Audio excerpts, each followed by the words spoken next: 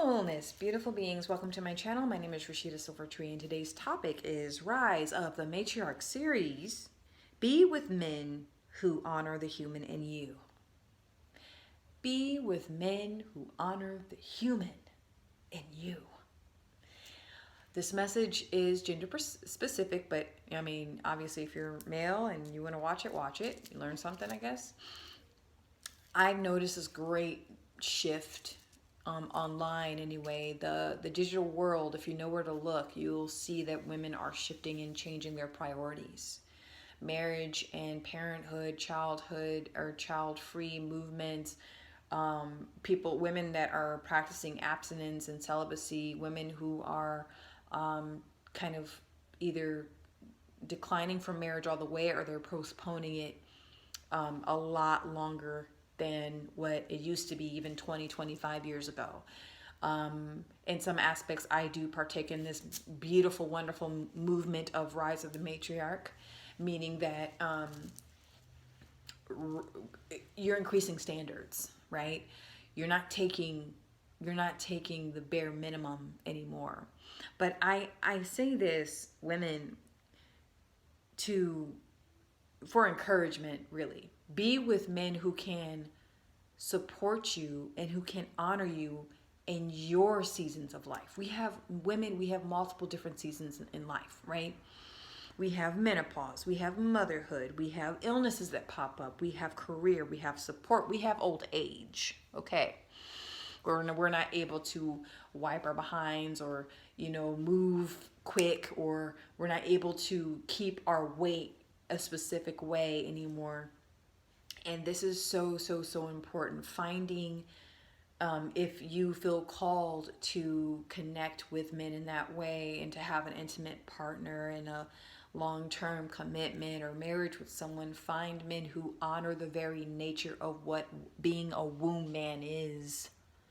Because a lot of the time, men and women struggle with this idealistic partner in their head. Again, it's all about creating stories and narratives of other people. I recently connected with a friend of mine of many years where he went into, and we're friends, right?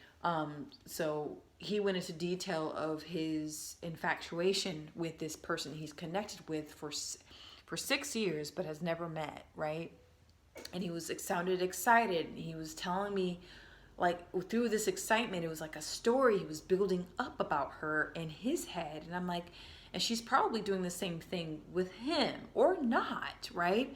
That's the thing. We build these stories and narratives for the other person. And then when this person doesn't match up to the character that we built in our head, then we get upset. Then we get resentful. Then we get bitter. Then we end with, oh, you're nothing, you're not worth my time, you don't value me, blah, blah, blah, blah, blah, blah, blah, blah. We don't create the space to take our time to get to discover a whole person. And here's the thing, we'll never really know a person. There are parts of human nature that are meant to be personal, that are meant to be very, very personal, right? Not even a psychic should be able to get to that very core of a person's being. That would be very inappropriate, right? So, being careful with not falling in love with an idealistic partner. Allow your partner to show you who they are. And yes, and men, they develop just when they fall in love, when they fall into illusion, really. Because the sense of falling in love, they say, is actually almost like what happens to someone that's falling in love is actually a sign of like a mental illness. You become like almost like mentally ill.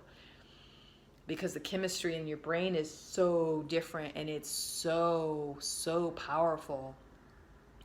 And you become almost like obsessive with this person that you're with, right? For a certain amount of time, and then that kind of falls off when the hormones kind of like plateau.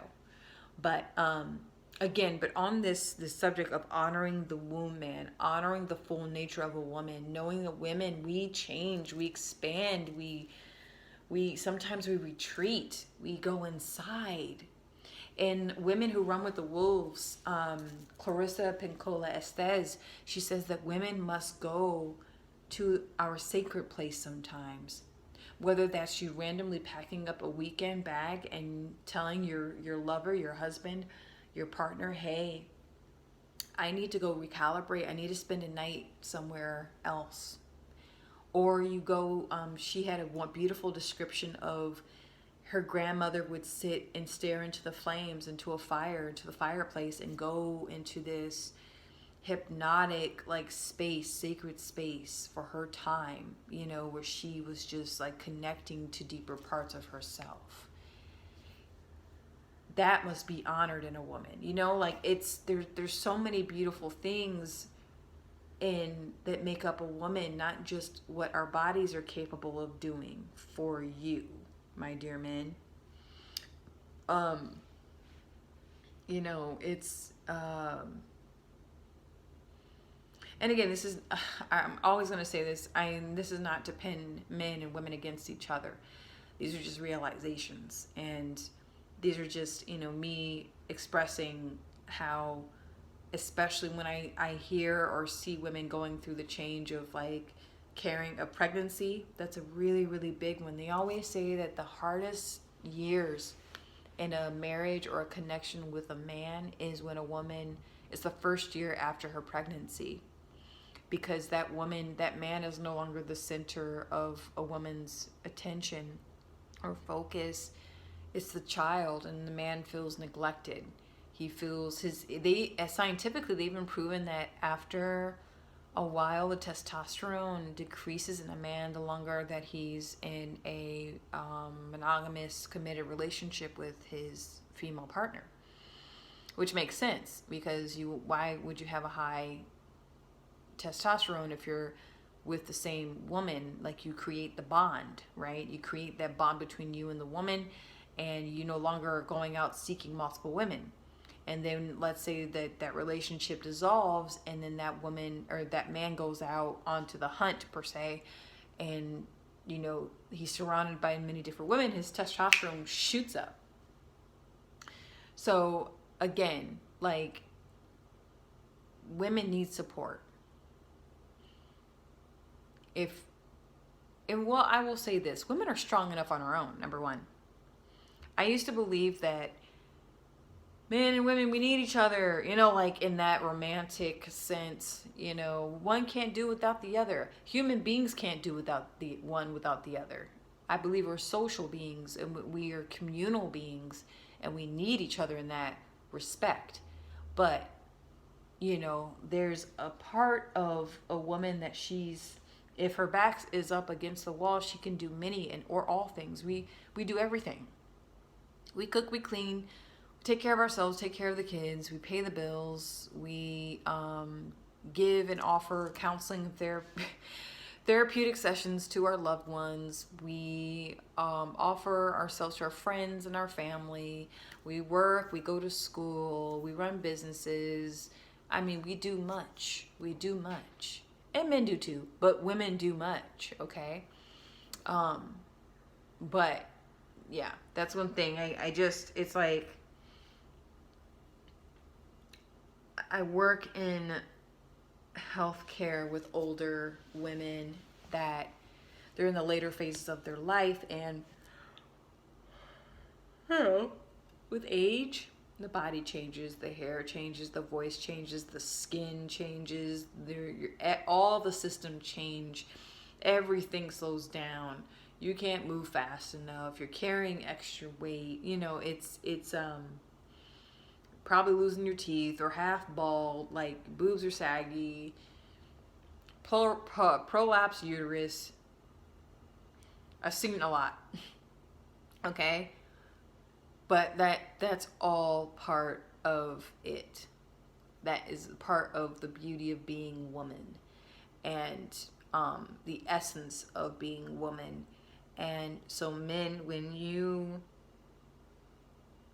know, And women be very mindful, because sometimes we will put ourselves in this situation where you're like, okay, I have to be his queen. I have to look like a queen. I have to have my hair done all the time. I have to look this way and that way. I have to be this way. I have to be, and it's like that gets old after a while. That gets old after a while. You can't sustain that long term. And when you slowly begin to shed that falseness, and your true authentic self becomes more dominant, the man must be in flow with that. It's fun to role play. It's fun for a time, but that authentic self will come out screeching like a wild banshee if she's trapped inside you for too long. So that's what I wanted to share. The importance of just choosing very wisely, with our men out there that